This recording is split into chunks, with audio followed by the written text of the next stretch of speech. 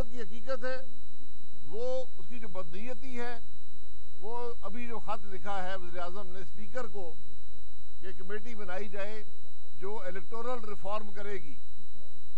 जो हुकूमत खुद इलेक्शन चोरी करती हो, नैब को इस्तेमाल करती हो सियासी मकासद के लिए, जो सेनेट के पोलिंग बूथ के अंदर कैमरे लगाती हो, जो सेनेट के चेयरमैन का इलेक्शन प्रिजाइडिंग ऑफिसर के ज़रिए उसको तोड़ती हो, उसको मरोड़ती हो, गलत फैसले कराती हो, वो हुकूमत कौन से इलेक्टोरल रिफॉर्म चाहती है?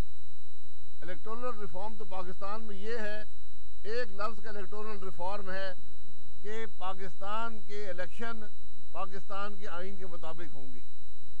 ये रिफॉर्म की ज़रूरत नहीं है, यही आइन कहता है। आप जो रिफॉर्म मर्जी कर लें, यहाँ पर तो हुकूमत प्रिजाइडिंग अफसर उठाकर ले जाती है, तो ये इलेक्ट्रॉनिक वोटिंग मशीनें उठाकर ले जाएगी तो कौन जिम्मेदार होगा?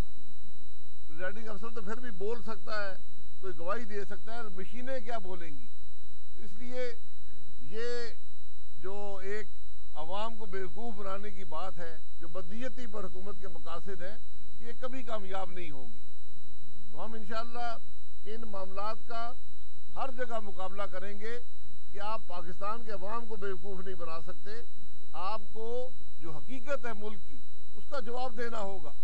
जो इलेक्शन चोरी करता है उसको जवाब देना होगा, जो प्रिजाइडिंग अफसर उठाता है उसको जवाब देना होगा, जो सेनेट के इलेक्शनों में धांधली की कोशिश करता है उसको जवाब देना होगा।